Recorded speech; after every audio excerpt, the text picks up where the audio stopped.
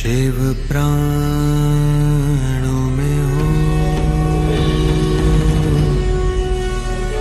शिव श्वास श्वास में बसे, हृदय मंदिर में शिव ओंकार,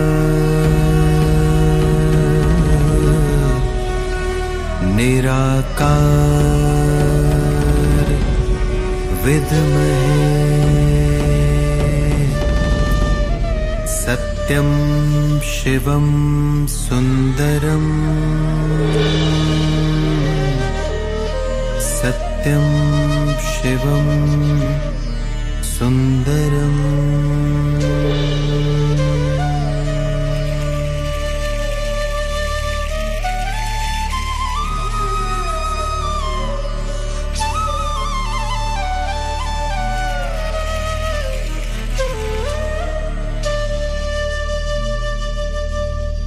नव सृष्टि की रचनाकार शिव शक्ति योगेश्वरी, शिव शक्ति योगेश्वरी, तुम शिव शक्ति योगेश्वरी, शिव शक्ति योगेश्वरी, सप्तरंगी राजेश्वरी, शिववंशी तपस्विनी, सप्तरंगी राजेश्वरी, शिववंशी तपस्विनी, शिव शक्ति योगेश्वरी, तुम शिव शक्ति योगेश्वरी।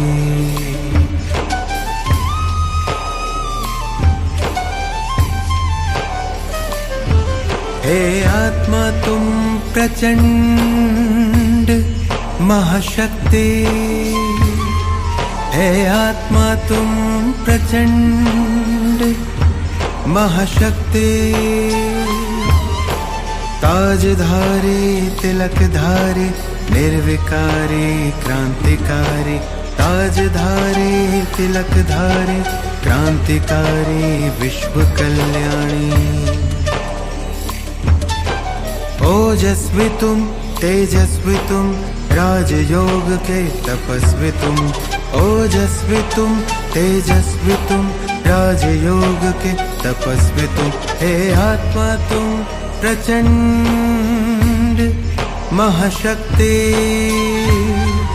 हे आत्मा तुम प्रचंड महाशक्ति, आधार तुम अवतार तुम झनकार तुम अंगार तुम, आधार तुम अवतार तुम झनकार तुम अंगार तुम, ओ योगी तुम महायोगी तुम, ओ आंधी में खामोशी तुम,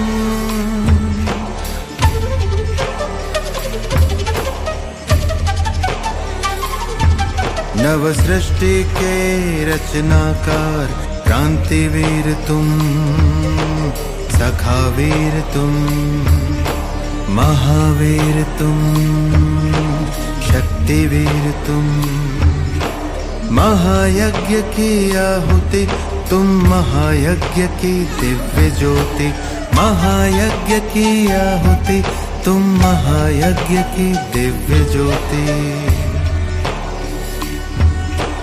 ओजस्वी तुम तेजस्वी तुम राजयोग के तपस्वी तुम, ओजस्वी तुम तेजस्वी तुम राजयोग के तपस्वी तुम, मर्यादा में पुरुषोत्तम तुम, अनुशासन के महानायक तुम, सदा विजय वरदानी, इतिहास की अमर कहानी, सदा विजय वरदानी, इतिहास की अमर कहानी,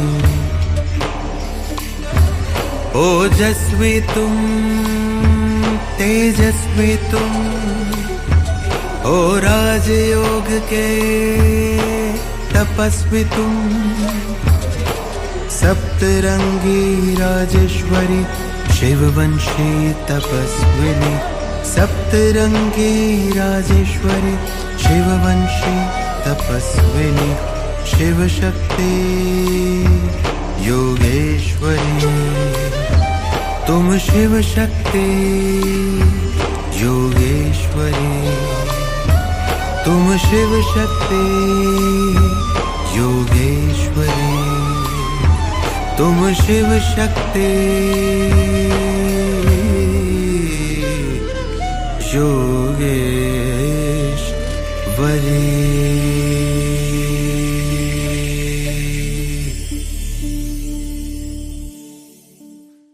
ओम शांति।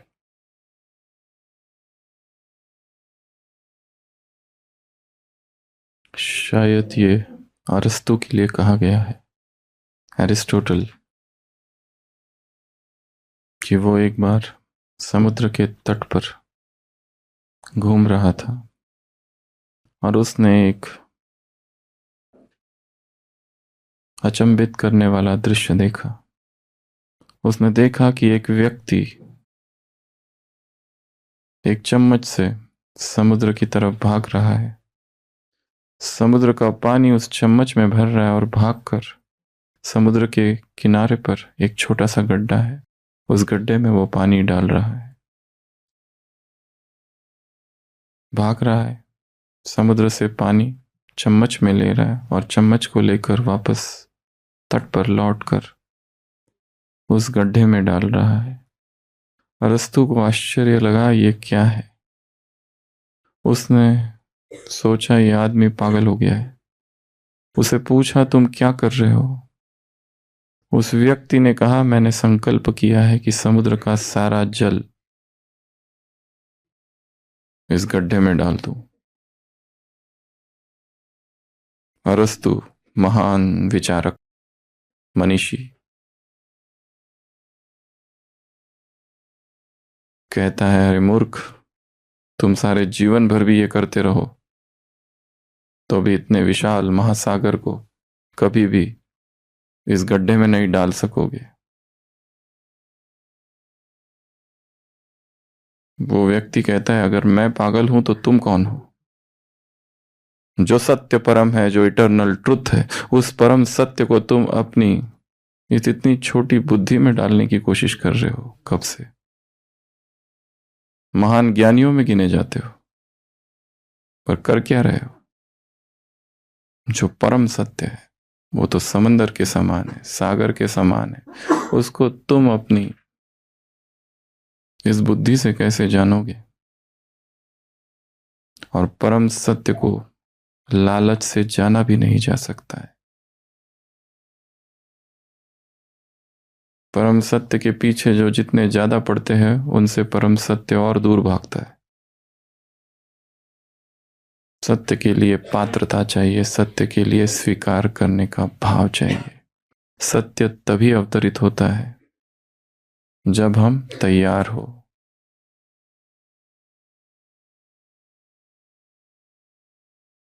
बुद्धि स्वच्छ हो और सज्ज हो,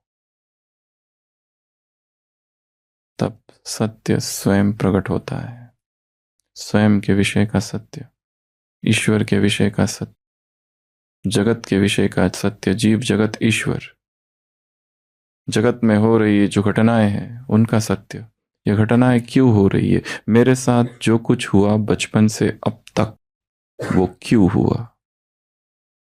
यहीं पर जन्म क्यों लिया? यही सब कुछ क्यों हुआ? ये जो कुछ हुआ है, अगर इन सब को समझना है, घटनाओं को समझना है, तो विनम्रता का भाव और स्वीकार्य भाव, परम सत्य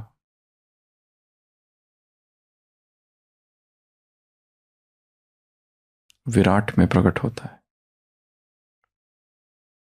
फिर वो सागर छोटा जलाशय बन जाएगा और बुद्धि सागर बन जाएगी, जिसमें वो सागर समा जाएगा। हदों से पार, विराट, बृहद, अनलिमिटेड। आज की सारी मुरली एक ही शब्द के इर्द गिर्द घूम रही है। कौन सा? बेहद, बेहद स्वरूप। The first and the last freedom, the first and the last chapter, पहला और अंतिम पुरुषार्थ क्या है? बेहद, बेहद, बेहद। बाबा को यह शब्द बहुत प्रिय है। उसका फेवरेट शब्द है। असीम शब्द का प्रयोग नहीं किया है उसने, विराट शब्द का प्रयोग नहीं किया है, ऐसे शब्द का प्रयोग किया है जहां कॉन्ट्रास्ट है। ये हद, ये बेहद। हद की सीमाएं जहां समाप्त होती है, बेहद वहीं से शुरू होता है।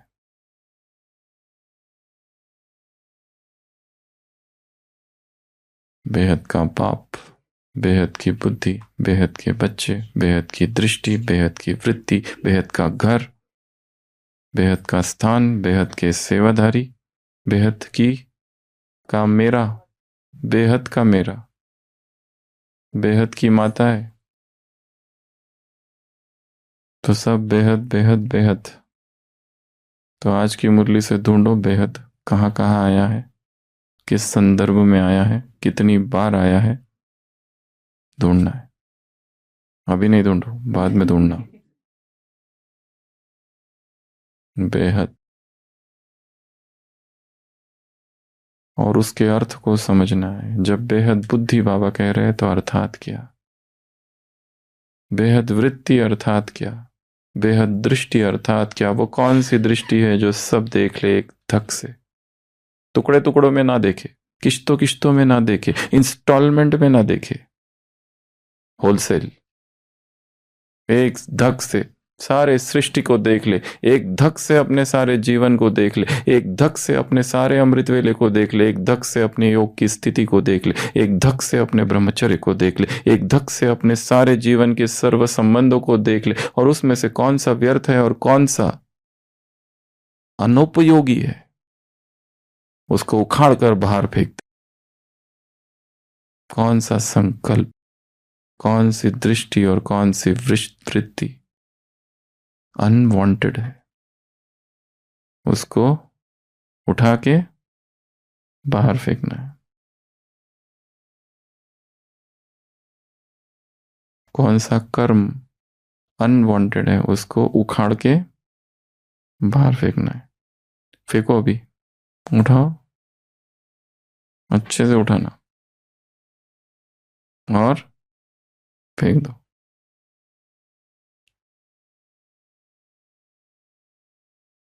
दूर फेंकना, नहीं तो फिर आ जाएगा। बेहद की दृष्टि, बेहद की वृत्ति, बेहद का वैराग्य, बेहद का सन्यास, सब कुछ बेहद का। एक धक से देखे जो समग्र को देख ले, इंटीग्रेटेड, अनडिवाइडेड, होल को देख ले, टुकड़े टुकड़े नहीं, पार्ट्स पार्ट्स नहीं, पुर्जे पुर्जे नहीं, सब एक विहंगम दृष्टि। ऊपर से देखते हैं ना तो अच्छा दिखाई देता है सब कुछ, वहीं घूमते रहो तो पता नहीं चलता है। तो क्या किया जाए जिससे बेहद की दृष्टि, बेहद की वृत्ति, बेहद के सेवाधारी, बेहद की स्थिति बन जाए? आज की मुरली से क्या क्या किया जाए? देह की हद से परे चले जाए, क्या किया जाए उसके लिए? मुरलियों में ये लिखा रहता है कि ये करो, कैसे करो ये नहीं है उसमें। ये करो, वो करो, ऐसा करो, ऐसा करो, फॉलो फादर करो, पवित्र बनो, याद करो बाप को, आत्माभिमानी बनो, फरिश्ता बनो, फॉलो फादर, नंबर 1 बनो, नंबर वार नहीं, परंतु कैसे? बेहद के वैरागी बनो, बेहद का सन्यास लो। कैसे? साक्षी बनो कैसे? फरिश्ता बनो कैसे? कर्मातीत बनो कैसे? यही तो है। कैसे कैसे कैसे? ढूंढना पड़ेगा। ढूंढो तो मिलेगा, खटखटाओ तो दरवाजा खुलेगा, पूछो तो दिया जाएगा।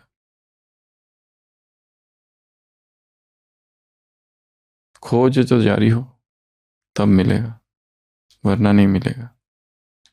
खोज। आध्यात्मिक यात्रा का राही बनना है, खोजी बनना है, अन्वेषक बनना है। इस यात्रा का पथिक जो ढूंढे सत्य को, पहले तो यह स्वीकार करना होगा कि सत्य मैंने नहीं जाना। पहले ही मान लिया कि मैंने सब कुछ जान लिया है, तो ज्ञान के सारे किवाड़ बंद हो जाएंगे। अभी तो बहुत कुछ जानना बाकी है, अभी तो बहुत कुछ समझना बाकी है।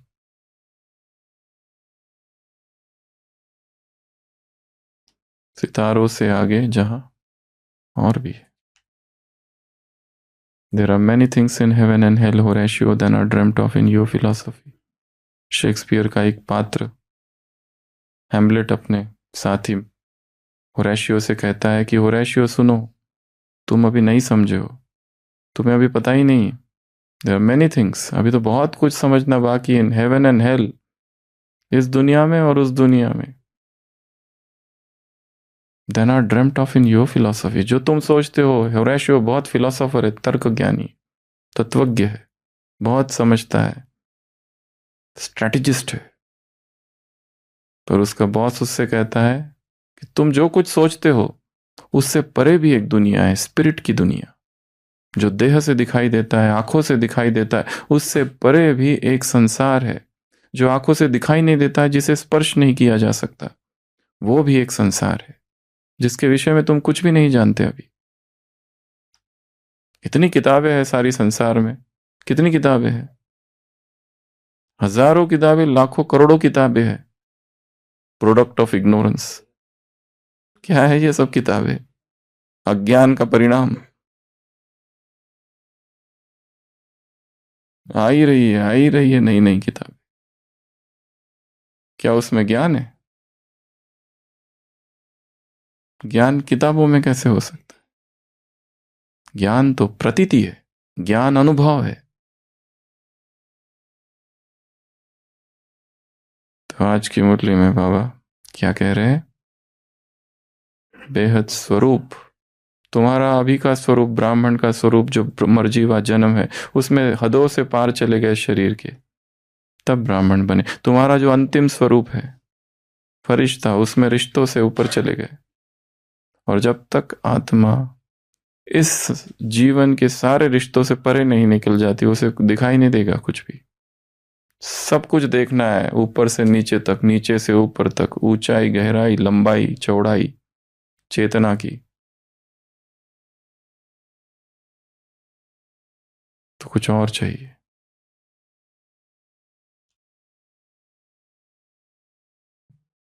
तो आज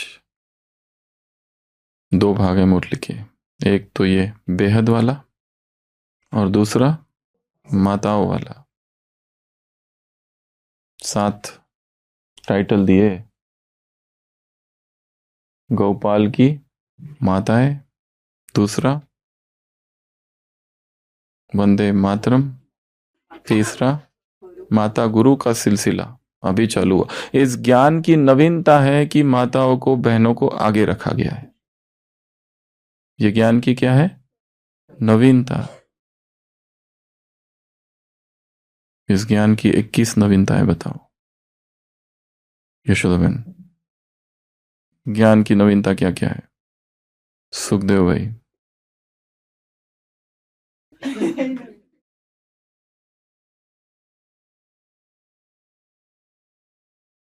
पवित्रता ही न्यू नोवेल्टी है, मुरलियों में आया है ना। सबसे बड़ी नवीनता कौन सी है? प्यूरिटी ही नोवेल्टी है। ऐसी प्यूरिटी संसार में कहीं है ही नहीं। पवित्रता नवीनता है, प्यूरिटी इज नोवेल्टी। माताओं को आगे रखना ये नोवेल्टी, इट्स न्यूनेस। दो हो गए। ज्ञान की नवीनता है, विज्ञान सबके लिए है, हर देश के लिए, हर भाषा वाले के लिए। नवीनता, नवीनता क्या है? इस ज्ञान में सारे शास्त्र का सार समाया हुआ है। और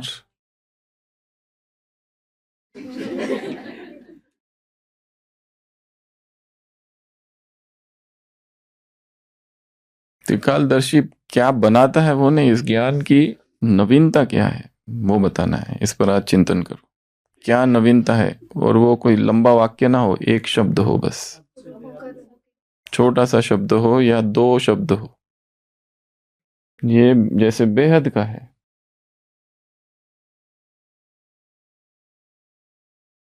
स्वपरिवर्तन, ये सब स्लोगन्स है, ये नहीं चाहिए उत्तर। आत्म अभिमानी बनना, ये ज्ञान की नवीनता है। संसार में भक्ति करते हैं लोग, परंतु आत्मा समझते हैं क्या? नहीं। परिवर्तन ज्ञान की नवीनता है, क्रांति इस ज्ञान की नवीनता है, देही अभिमानी बनना ज्ञान की नवीनता है, याद की यात्रा इस ज्ञान की नवीनता है, राजयोग इस ज्ञान की नवीनता है, कर्मयोग इस ज्ञान की नवीनता है, धारणाएं इस ज्ञान की नवीनता है, मर्यादा इस ज्ञान की नवीनता है, महसूसता की शक्ति, शक्तिशाली बनना इस ज्ञान की अष्ट शक्तिधारी बनना, अनुभव की ऑथोरिटी बनना, ये ज्ञान की नवीनता है। बेहद का वैराग इस ज्ञान की नवीनता है। तो इस ज्ञान में क्या नवीन है, इसका चिंतन करना है। माता गुरु, गुरुमुख, अनुभवी मूर्त, कुमारिया तो क्या हो सकती है? धोखा खा सकती है। पर माताओं ने बहुत चक्की पीसी है, सारे अनुभव देख लिए, सबके देखे, बहन के, माता के, उसकी माता के, सास के, ससुर के, बहू के, ननद के, हाँ, घाट घाट का सारा पानी देख लिया, पी लिया है। सामने कोई आता है और कोई प्रतिज्ञा करते हैं तो माता पहचान सकती है क्या है, सच बोल रहा है या ऐसे ही है झूठ।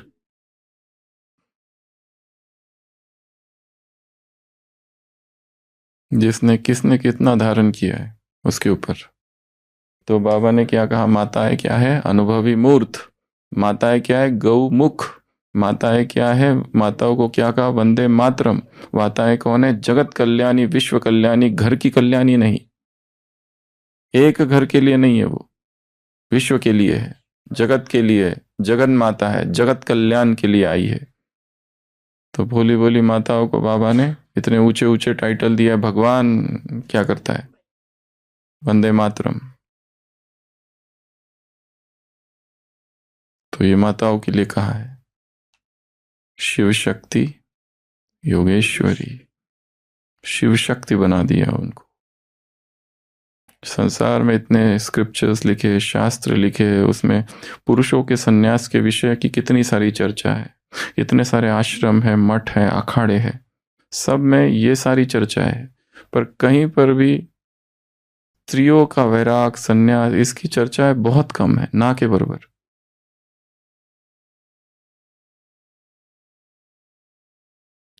संसार में आश्रम होते हैं, अखाड़े होते हैं और मठ, ये तीन होते हैं। एक आश्रम, एक अखाड़ा, एक मठ। यहां क्या है? बाबा ने इन तीनों में से एक भी शब्द का प्रयोग नहीं किया। ना अखाड़ा, अखाड़ा का है क्या इसको? ना मठ का है, ना आश्रम का है। हाँ, हम लोग कहते हैं बोलते समय कभी कभी नॉर्थ वाले लोग ये कहते हैं ब्रह्मा कुमारी आश्रम, परंतु बाबा ने आश्रम शब्द का प्रयोग नहीं किया, ना अखाड़ा ना मठ। क्या शब्द कहा? सेवा केंद्र, सेवा केंद्र कहा, मिनी मधुबन कहा, गीता पाठशाला कहा, यज्ञ कुंड, शांति कुंड, अलग अलग इस तरह के शब्द प्रयोग किए, वो टाइप के शब्द प्रयोग नहीं किए। तो आज का दूसरा काम, पहला काम तो बताया इस मुरली से बेहद शब्द कहाँ कहाँ आया है, वो सारे शब्द निकालने हैं उस फ्रेज, उस वाक्य सहित। जैसे बेहद का बाप, बेहद बुद्धि, बेहद स्वरूप, बेहद के मेरे, बेहद स्थिति, बेहद वृत्ति, बेहद घर, बेहद का स्थान, बेहद के सेवाधारी, बेहद की माताएं, बेहद के मेरे, बेहद की माताएं। तो ये सारे जितने बेहद आए हैं वो सारे बेहद एक जगह लिखने हैं। ये पहला काम आज की मुरली से। दूसरा काम कोलैज, एक ऐसा चित्र बनाना है जिसमें ये सातों बातें आ जाए। ये बनाया है इधर, ये क्या बनाया है पता नहीं चल रहा है।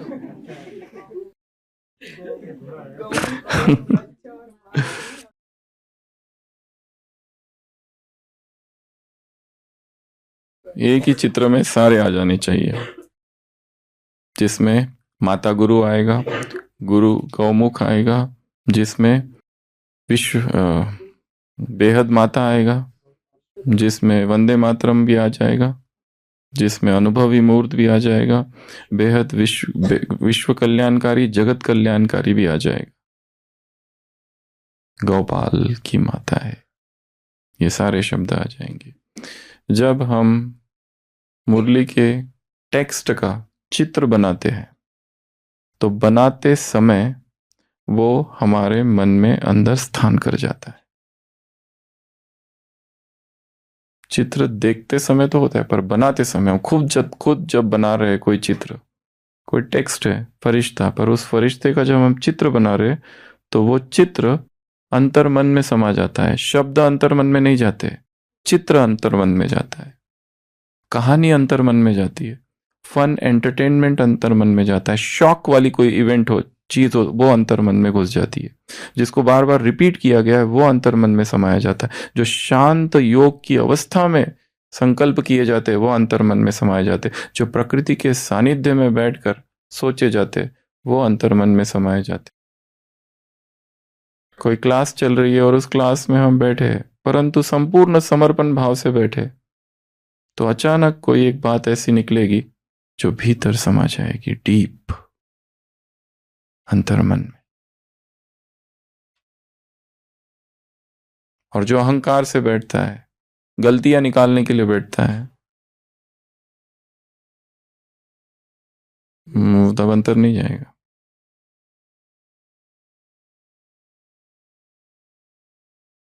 छोटे बच्चे या छोटी कुमारियां, कन्याएं, या संसार में भी जो महान सन्यासी बने बाद में, ऐसे छोटे छोटे बच्चे पहली बार जब एंट्री किया उन्होंने किसी आश्रम में, किसी मठ में, देखा एक मठ है, एक आश्रम है, कुछ भी नहीं है वहां पर कुछ सन्यासी बैठे हुए हैं, युवा सन्यासी तप कर रहे हैं, उनसे बातें की, रोज वो जाने लगा।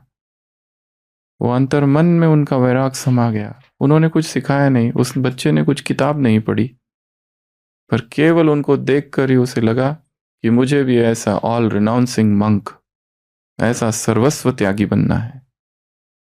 कितनी तपस्या है इनके जीवन में। यहाँ कुछ भी नहीं है, फिर भी यहाँ का एटमॉस्फेयर स्पिरिचुअली चार्ज्ड है, ऐसा अनुभव। और धड़कता वैराग जागा भीतर। कुछ भी नहीं चाहिए इस संसार का, कुछ भी नहीं। यहाँ बंधन ही बंधन है केवल। ये बंधन अगर संसार की आत्माओं का कल्याण करना है तो हमें उनमें से एक नहीं बनना पड़ेगा, उनसे बाहर निकलना पड़ेगा। वो जिन बंधनों में बंधे हैं, फंसे हैं, उससे बाहर रहकर ही उनका कल्याण किया जा सकता है। नहीं तो हम भी फंस जाएंगे उसी में, उसी दलदल में। पहले तो खुद को बाहर निकालना है। तो ये बाबा ने माताओं से बात की। और क्या क्या कहा इस मुरली में? डालिया कर्म चाहे कितना भी अच्छा हो, पर वो क्या है? बांधता है। बुरा कर्म तो बांधता ही, पर अच्छा भी क्या करता है?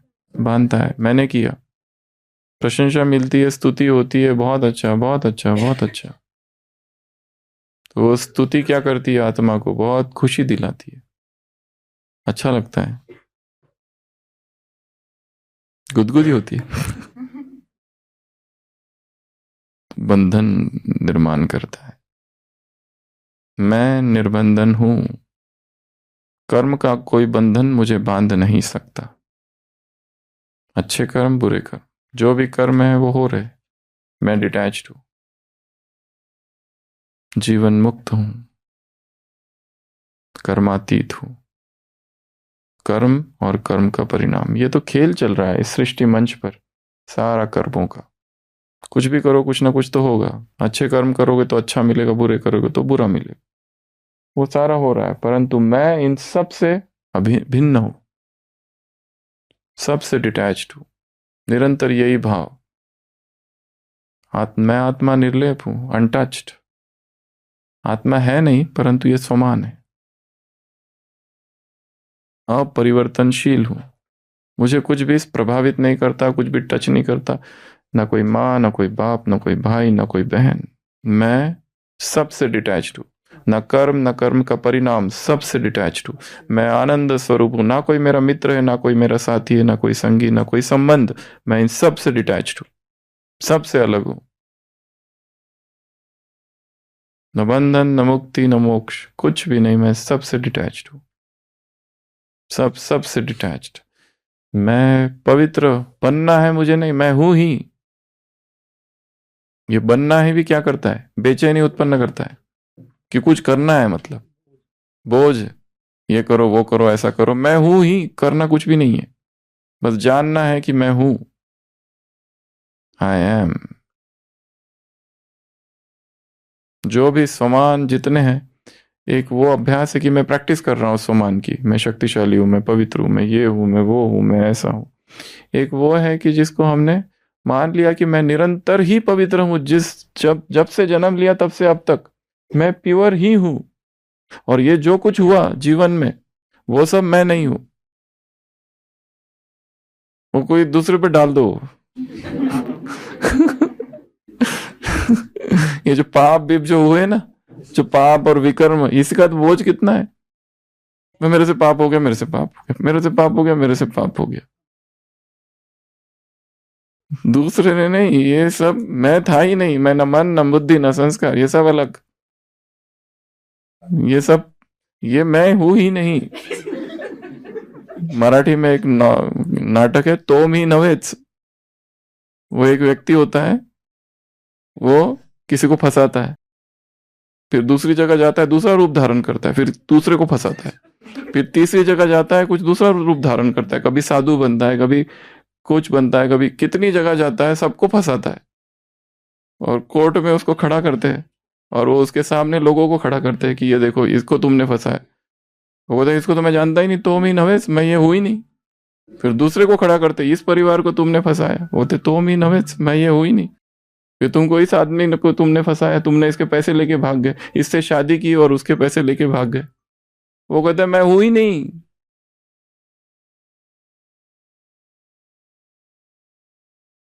तो यहां पर भी ऐसा ही बाबा ने कहा, ये संस्कार किसके, तुम्हारे है क्या, रावण के है? तुमने अपना क्यों बनाया? मैं हुई नहीं। ये पाप जो किए ना, ये मेरे है ही नहीं।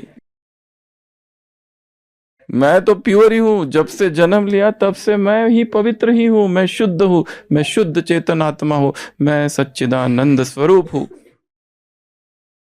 एकदम प्योर, हमेशा ही प्योर। ये जो हुआ और गया ना, ये पता नहीं कौन था, ये मेरा है ही नहीं। ना मैं हूं ना मेरा, सब बाजू में।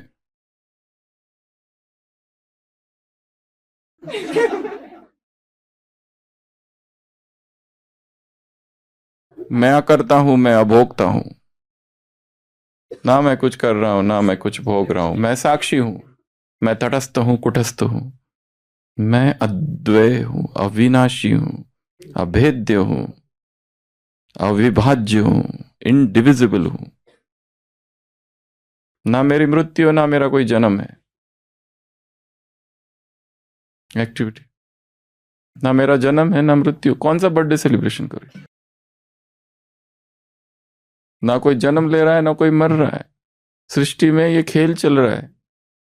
आत्मा उतनी ही थी ना, 100 आत्माएं थी, 100 आत्माएं नीचे आई, 5000 साल का खेल पूरा, और लास्ट में 100 ही बची है। अब बीच में कोई माँ बाप बहन बेटी ये मर गया वो मर गया, अब क्या किस किस के लिए रो?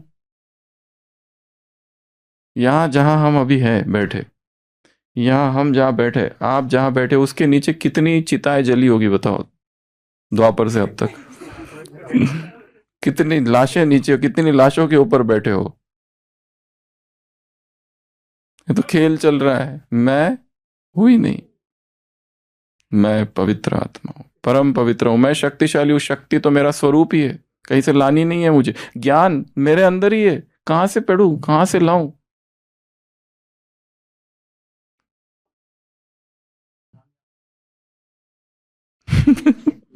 Religion is the manifestation of divinity already in man. Education is the manifestation of perfection already in man. Education क्या है? जो perfection पहले से ही है, पूर्णता। कहीं से लाना नहीं है, उसको बस उघाड़ना है, उसको बस उभारना है। बाहर भीतर अंदर से कचरा झाड़ना है बस। सोना तो है ही, मिट्टी है, हटाओ। सोना कहीं से लाना थोड़ी ना है। उसी तरह आत्मा शुद्ध ही है, पवित्र ही है। बस ये बीच में ये सारा मल विक्षेप आवरण हो गया है। ये इधर से विकर्म, ये पाप, वो पाप, सब हटाओ।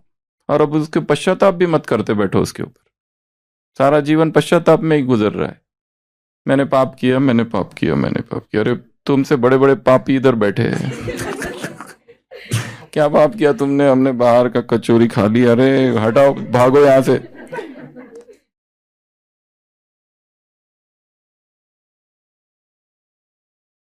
ओम शांति।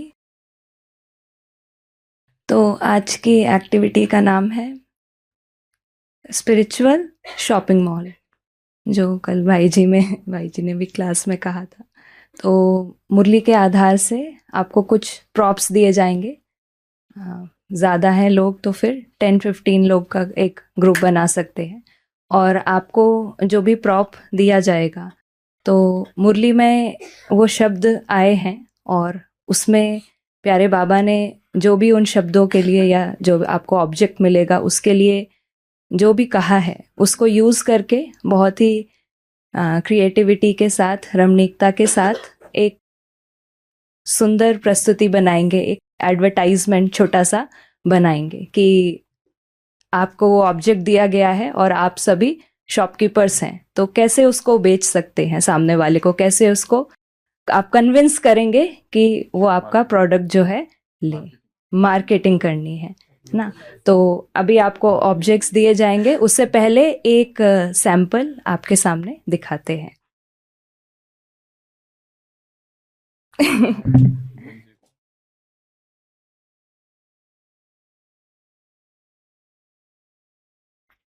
अरे बहन, ठीक से चलो, दिखाई नहीं देता क्या?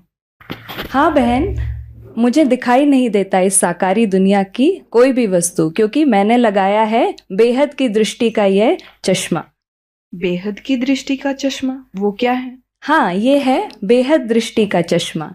इससे हर एक आत्मा दिखाई देती है, हर एक फरिश्ता स्वरूप दिखाई देता है, और इस साकारी दुनिया की कोई वस्तु दिखाई नहीं देती। हर एक के अंदर इसको पहनने से गुण और विशेषता दिखाई देती है।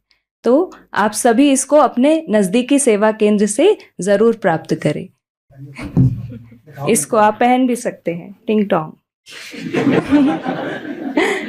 हर एक की पसंद यही, चाहे बाबा है या मम्मा, तो जरूर पहनिए बेहद दृष्टि का ये चश्मा। सस्ता टिकाऊ। ठीक है। तो अभी जो ऑब्जेक्ट है उसके ऊपर चिट भी लगाया हुआ है कि कौन सा ऑब्जेक्ट है, तो पास कर देंगे। 6 ऑब्जेक्ट्स हैं हमारे पास, तो 6 ग्रुप्स बना सकते हैं। डिपार्टमेंट्स माना इसको बेच के ग्रुप बना सकते हैं सभी, बेचना। ये बेग वो आप इतना ही है खत्म। थोड़ा सा अच्छा, हाँ, एक और है।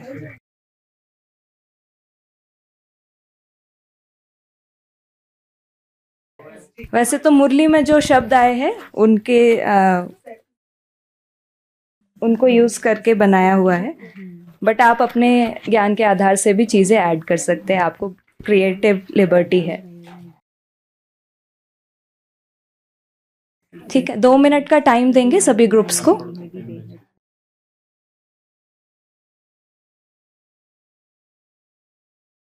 Two minutes. किसी का रेडी हो गया है तो वो शेयर कर सकते हैं।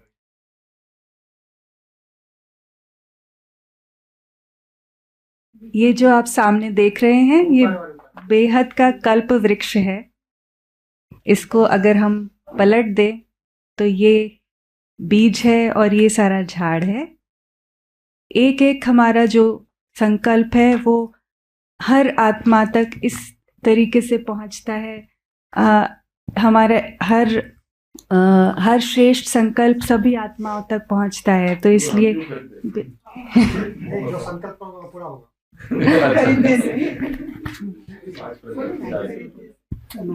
ये खरीदने से आपके सभी संकल्प, सभी श्रेष्ठ संकल्प पूरे होंगे। तो इस झाड़ के नीचे बैठेंगे तो सब संकल्प पूरे। और इससे बेहद की खुशियां आ जाएंगी। तो ये लकी वृक्ष हैं। जब बेहद की खुशियां पाने के लिए लीजिए बेहद का कल्प वृक्ष। लेकिन मैंने पहले लिया था, मुझे घाटा पड़ा था इसका। मैंने पहले वृक्ष लिया था, ऐसा मुझे घाटा पड़ा था। इसको इस वृक्ष को सुबह सुबह देखने से पूरा दिन बहुत अच्छा आता है। और आप में इसको लीजिए। इसका फ्री में देंगे, डिस्काउंट 2%। पाइए बेहद का आनंद, बेहद की खुशियां, बेहद का सुख, बेहद का प्रेम सब मिलेगा इस बेहद के कल्प से।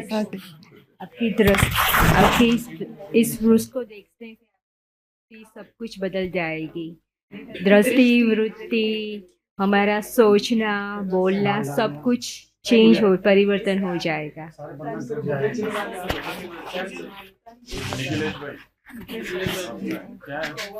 ये है उड़ता पंछी। ये उड़ता पंछी बने बेहद। पिंजरे का पंछी मतलब हद। सभी उड़ता पंछी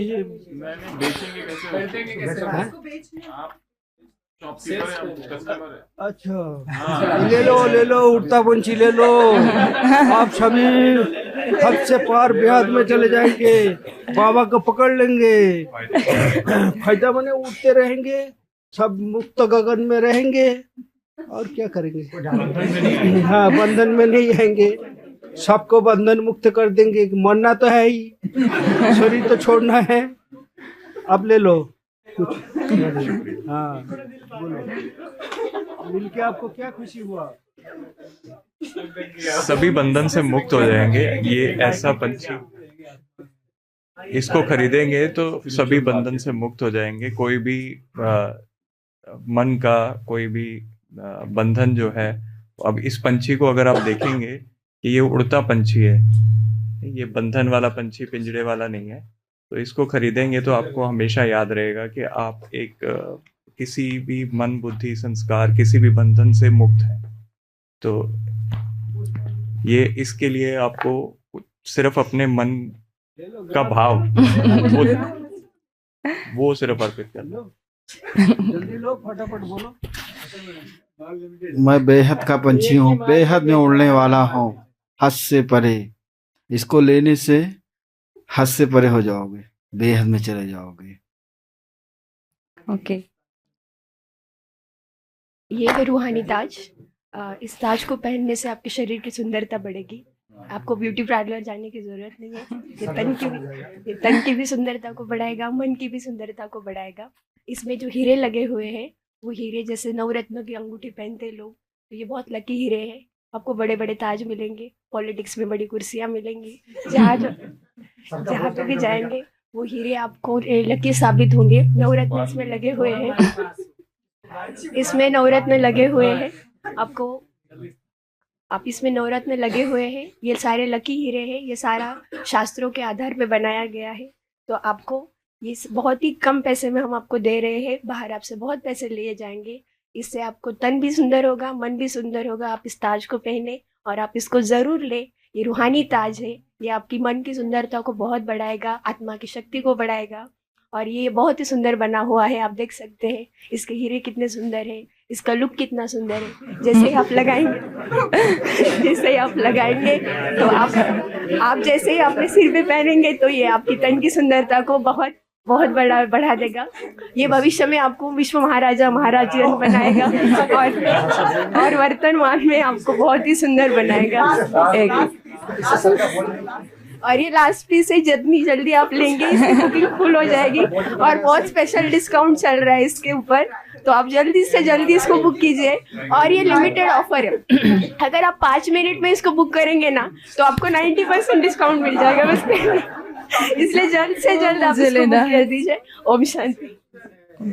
ओम शांति। Okay, next group. पीछे पीछे।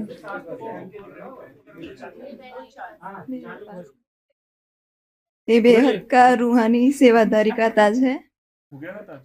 ताज तो हो गया, अभी नेक्स्ट बेज है, रूहानी सेवादारी का बेज है।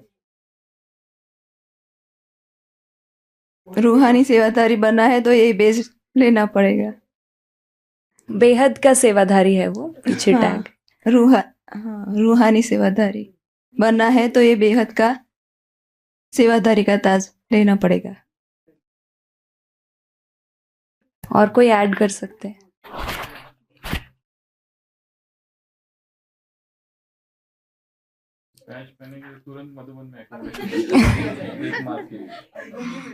ये बेहद सेवाधारी का ताज है, बैज है।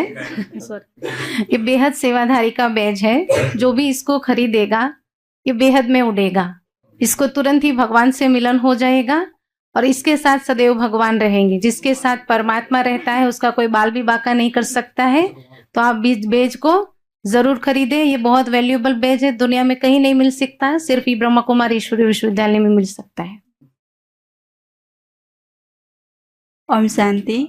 ये बेज हमारा पहचान है। हम कहीं भी जाते आते हैं तो ये पहचान जाते हैं, दुनिया वाले पहचान जाते हैं कि ये बीके हैं, भगवान के बच्चे हैं, दयालु हैं, ऐसे समझ जाते हैं हम सब। Okay, next. ये बैज लगाएंगे तो बाबा मिलन के लिए स्टेज पर जाते हैं। ये बैज लगा के हम बाबा के साथ कंबाइन हो जाते हैं, निर्विघ्न हो जाते हैं। हाँ, ऐसे पीछे माइक दे दीजिए।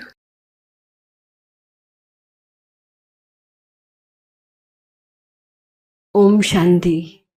ये देख लो हमारा अंतिम स्वरूप है। शास्त्रों का सार, इस क्लास का सार, सब का सार यही है। अंत में हमको यही अंतिम स्वरूप हमारा यही बनाना है, फरिश्ता स्वरूप। इसके लिए हमें कुछ भी नहीं चाहिए, एक बाबा दूसरा न कोई। अगर हमारी ये अवस्था होगी हम तुरंत ही फरिश्ता स्वरूप बन जाएंगे। इसलिए यहाँ सभी अपने को फरिश्ता स्वरूप समझे। 2 मिनट के लिए फरिश्ता स्वरूप में बैठ जाइए।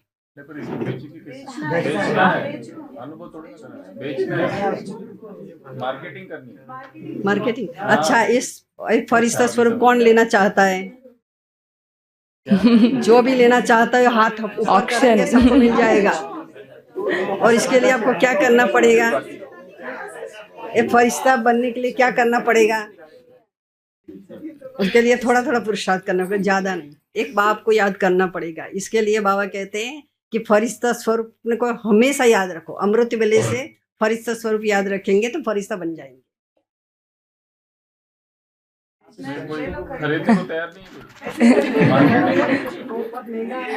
ओम शांति। ये फरिश्ता स्वरूप बनने से मुझे जितने भी संबंधी हैं, जो भी हमारे लौकिक में हैं, उनसे सबसे डिटैच होने में मदद मिलेगी। तो बिल्कुल एकदम बिल्कुल लाइट स्वरूप, इसे हम आसानी से बाबा से मिलन मनाने के लिए उठ सकते हैं। तो एकदम बिल्कुल लाइट स्वरूप में खुद को देखना, बिल्कुल सब जैसे नीचे बैठ जाता पानी में, बिल्कुल ऊपर उड़ते रहना है हवा में एकदम से। तो इससे मुझे बिल्कुल लाइट रहने में मदद मिलेगी, जिससे जितने लाइट होंगे उतने ही बाबा के पास। ओम शांति। ओम शांति। ग्लोब है।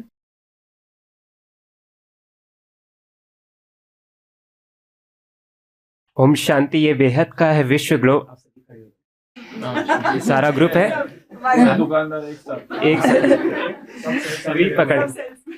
ये है बेहद का विश्व ग्लोब और एक ये श्री यंत्र है जो मधुबन बेहद के घर से 4 धाम की यात्रा करके आया हुआ है और विशेष इसमें पावर्स भरी हुई है। अगर आप इसे लेते हैं तो आपके जीवन के सभी सारे कष्ट, सारे दुख दर्द, सारी विपत्ति विपदा बहुत तेजी से खत्म हो जाएगी। तो देर ना करें, तुरंत करिए। हम इसका एक डेमो भी दिखा सकते हैं यहाँ पर। तो ये ग्लोब अभी एक एक के पास आएगा, आप फील करेंगे अभी कि कैसे हमारे जो है जीवन के सारे विघ्न इससे खत्म हो सकते हैं। तो एक संकल्प करेंगे, एक एक ग्लोब आपके पास उड़ के आने वाला है और इसका प्रयोग कर सकते हैं बहुत सुंदर, कि रोज रात को सोते समय, अमृत वेले, जब भी आप करेंगे संकल्प, देखिए इस ग्लोब के द्वारा जो है सारे विश्व में ये जाएगा और सारे विश्व से आपको दुआएं मिलेंगी। तो इससे अच्छा उपाय कोई नहीं है, इसलिए कुछ भी चीज खरीदने की जरूरत नहीं है, केवल यही जो है आपका, केवल ये आखिरी पीस बचा हुआ है, आखिरी पीस ही है। और कहीं, और क्योंकि ये 4 धाम की यात्रा भी करके आए तो विशेष ब्लेसिंग शक्तियां इसमें भरी हुई हैं।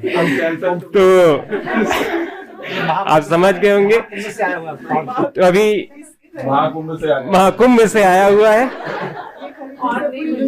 पूरी दुनिया घूम सकते हैं कि यात्रा है, संकल्प की श्रेष्ठ प्राप्ति है, सिद्धियां हैं। तो आप सभी मिलकर के संकल्प करेंगे, एक साथ बोलेंगे हमारे साथ, हमारे हर संकल्प में, सभी बोलेंगे, हमारे हर संकल्प में सारा कल्प छिपा है, सारा कल्प छिपा है। अब तो समय बहुत थोड़ा अल्प बचा है, बहुत थोड़ा अल्प करना है, जो भी कर ले, यह वक्त जा रहा है, बहुत गई थोड़ी रही, अब घर जाना है, यही हमारे पूर्वजों का संकल्प रहा है, यही हमारे पूर्वजों का संकल्प रहा है, यही हमारे संकल्प रहा है। लास्ट पीस है, मैन्युफैक्चरिंग बंद हो चुकी है।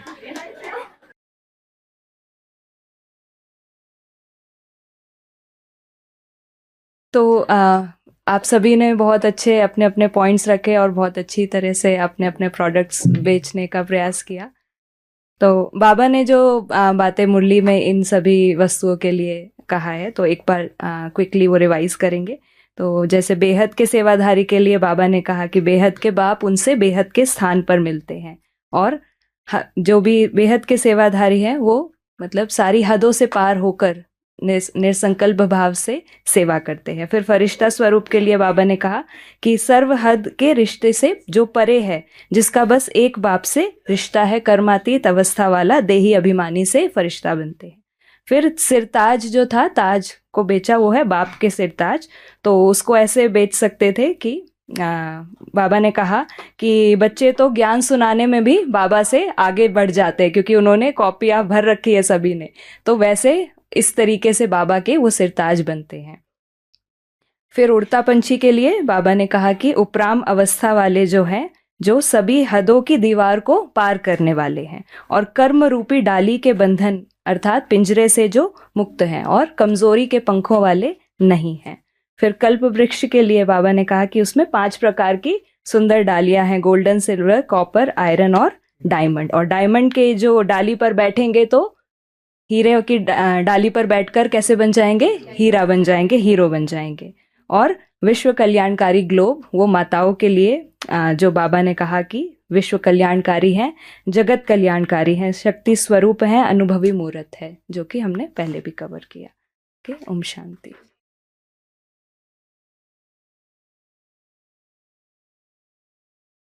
होमवर्क आज का तो भट्टी के कितने दिन बाकी है? 6। आज का मिला के 5 ही दिन बाकी है बस।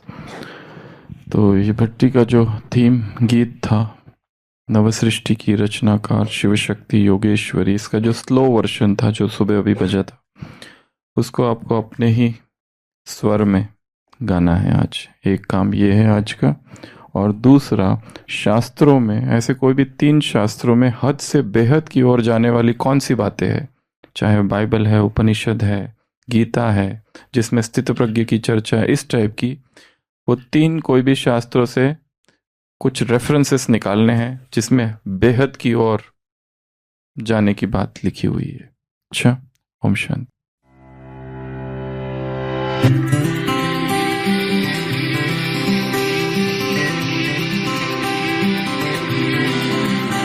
मुझे मेरी मस्ती कहाँ लेके आई, जहाँ मेरे अपने सिवा कुछ नहीं है।